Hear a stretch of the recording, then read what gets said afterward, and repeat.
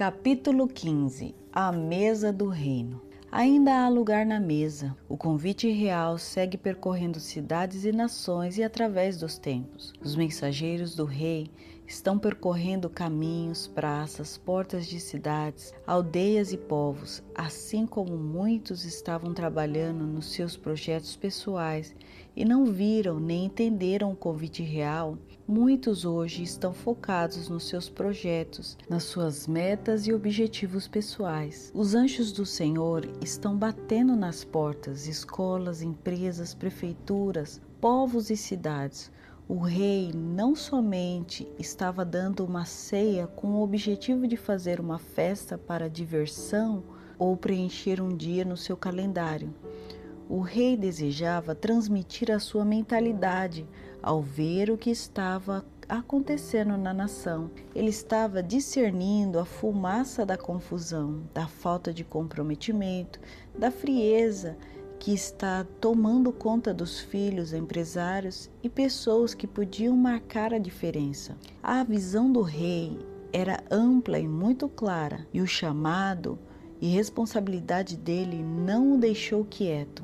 Aquele que alcançou a sabedoria e a prosperidade do rei não pode guardar os códigos, a chave somente para ele e os seus. Os frutos que ele alcançou devem ser multiplicados para a transformação daqueles que perderam a esperança. Lamentavelmente, muitas das prioridades dos convidados não deixou um espaço na sua agenda para participar deste evento que, sem dúvida, iria mudar a sua vida definitivamente. O reino tem os códigos da transformação, então ele pode pegar alguém que não é e transformar em aquilo exatamente que o reino precisa. Esta passagem não é um relato de uma história, ela está aberta, o convite segue chegando na sua porta para que te assentes na mesa do rei e escute os conselhos que mudarão a tua mentalidade. Ele chamou 4 tipos de pessoas e enviou os seus mensageiros que percorressem todos os lugares.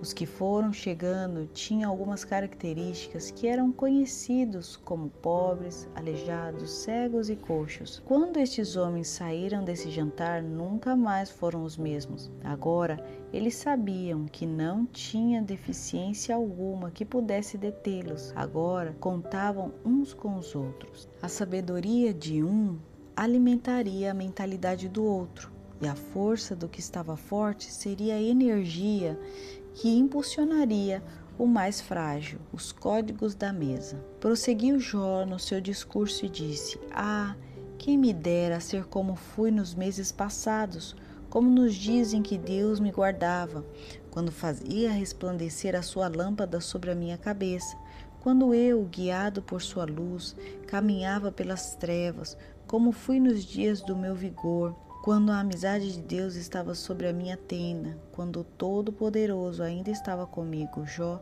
29, de 1 a 5. O que nos ensina esta mesa? E o reino? Que as deficiências de uns são cobertas pelas fortalezas dos outros. Em outras palavras, a sua fortaleza não é somente para você, mas é um dom para servir aos outros e fortalecê-los naquilo que eles ainda não alcançaram.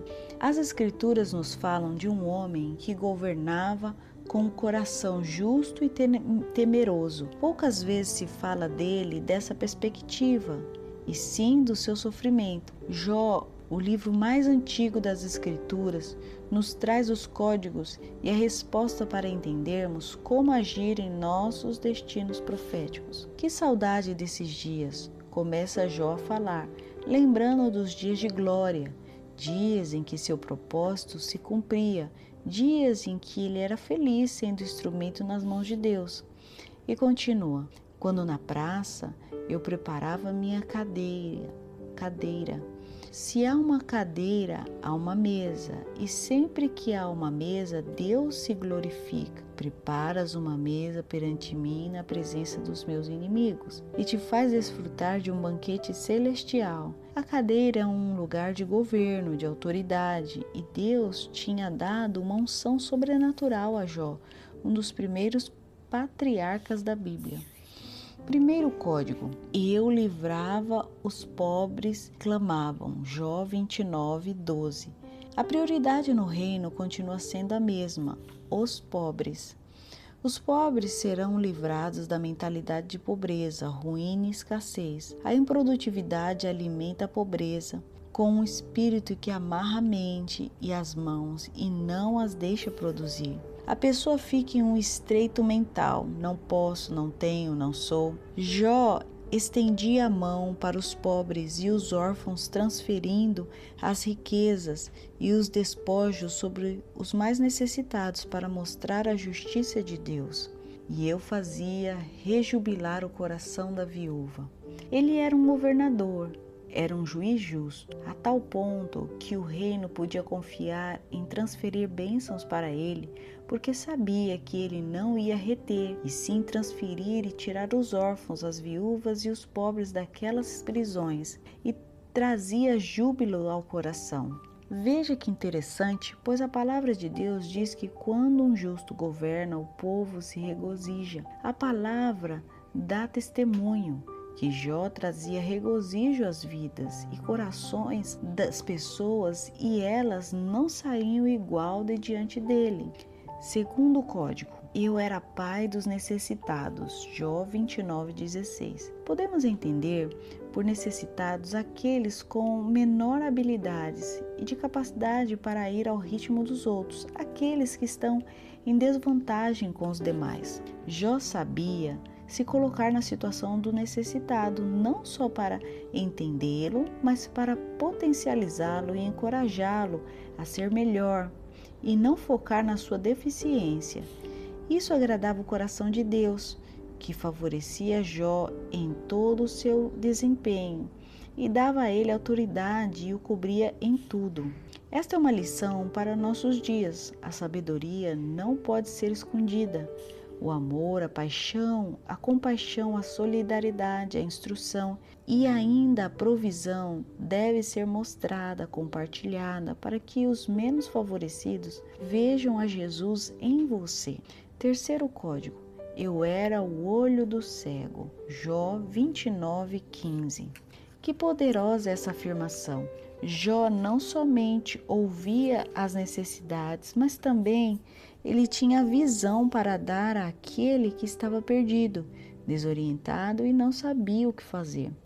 Ele motivava, inspirava e transferia vida, visão, luz para que aquele que estava impossibilitado de ver as grandezas do reino e pudessem senti-las de alguma forma grandiosa e sair dali transformado, com um sonho e um propósito para se erguer. Outra vez, vemos que a fortaleza de um cobre a deficiência do outro. Não despreze ninguém, cada um tem um dom, um talento, e a glória de Deus está procurando cada um para manifestar nele a multiforme sabedoria de Deus. Quarto código: e era aos pés do coxo. Jó 29:15. Ele não somente instruía, transferia bens, recursos, propósitos, senão aqui ele fala de ser os pés daquele que não podia andar. Isso não só nos fala da parte natural, no qual ele se coloca no lugar do outro e se responsabiliza para que o que não podia andar encontrasse uma forma de se movimentar e transladar fisicamente, mas também espiritualmente. Aquele que não tem pés não pode andar, não acha o caminho e sim é levado por onde os outros escolham. Nos fala da firmeza dos pés, quão formosos são sobre os montes os pés dos que anunciam as boas novas, que faz ouvir a paz. Isaías 52:7. Jó se regozijava em ser os pés daquele que não podiam ir e cumprir o propósito das suas vidas. Mas também ele era a lâmpada que iluminava o caminho para que o que tinha dificuldade de caminhar não se desviasse por causa da sua dor ou rejeição. Aqui ele era atendido e entendido para se amar, se aceitar e continuar a sua jornada, sabendo que não caminhava sozinho. Deus está nos mostrando os códigos para que se levantem uma nova geração que não pense somente neles, e sim uma que seja justa, que seja generosa e sensível à voz de Deus. Entender o que o Rei quer e cumprir os seus desejos nos dão a maior alegria de estar no lugar certo, no tempo certo. O chamado do reino. Onde estão os Jós dessa geração?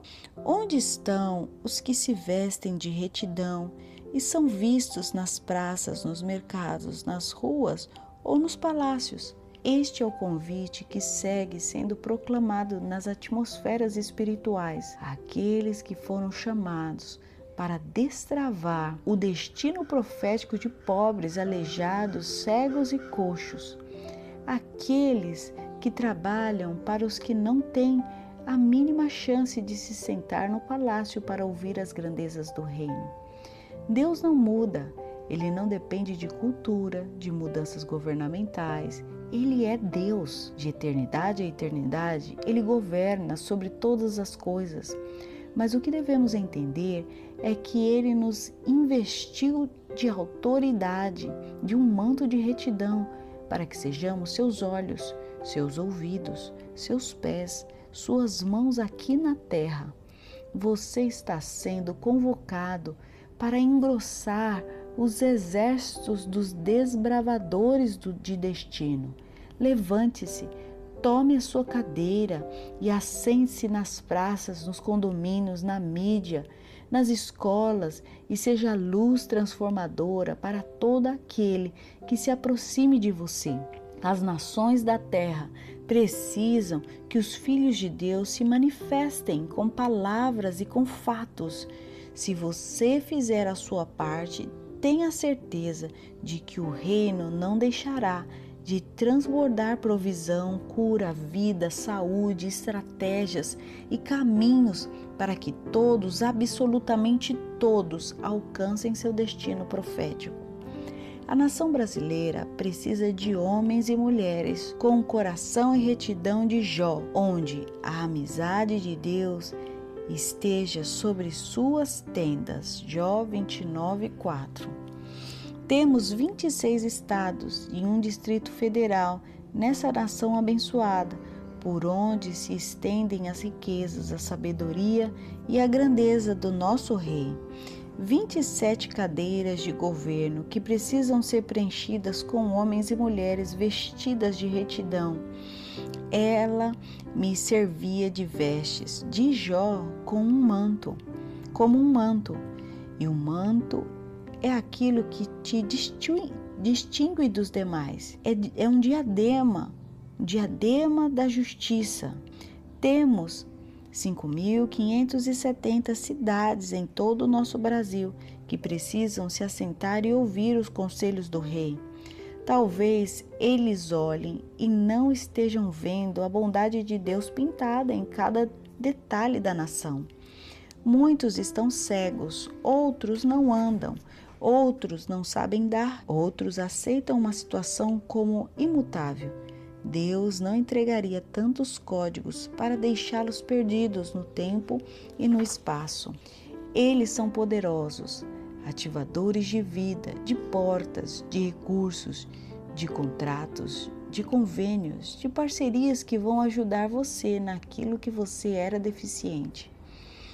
Acorde os profetas, mestres, empreendedores e os anunciadores de boas novas nessa geração. Acorde os intercessores, os adoradores, que vejam a glória e tragam essa substância às suas cidades e regiões. Acorde os Jós, os Joãos, os habilitadores proféticos, que sabem recostar sua cabeça no coração de Deus e contar exatamente como são os seus batimentos e os seus desejos. Acorda, Brasil, o convite do Rei está batendo à tua porta. O que você responderá? Prosseguiu Jó no seu discurso e disse: quem me dera ser como fui nos meses passados, como nos dias em que Deus me guardava, quando fazia resplandecer a sua lâmpada sobre minha cabeça, quando eu, guiado por sua luz, caminhava pelas trevas, como fui nos dias do meu vigor, quando a amizade de Deus estava sobre a minha tenda, quando o Todo-Poderoso ainda estava comigo e os meus filhos em redor de mim, quando eu lavava os pés em leite e da rocha me corriam ribeiros de azeite. Quando eu saía para a porta da cidade e na praça me era dado sentar-me, os moços me viam e se retiravam, os idosos se levantavam e se punham em pé. Ouvindo-me algum ouvido, esse me chamava feliz. Vendo-me algum olho, dava testemunho de mim, porque eu livrava os pobres que clamavam e também o órfão que não tinha quem o socorresse. A bênção do que estava a perecer vinha sobre mim, e eu fazia rejubilar-se o coração da viúva. Eu me cobria de justiça, e esta me servia de veste. Como manto e turbante era a minha equidade, e me fazia de olhos para o cego e de pés para o coxo. Dos necessitados era pai, e até as causas dos desconhecidos eu examinava. Jó 29, do 1 ao 16. Se você chegou até aqui e ainda não é inscrito no canal, se inscreva. E não se esqueça, você é visto, você é conhecido e profundamente amado por Deus. Te vejo no próximo capítulo. God bless you. Bye!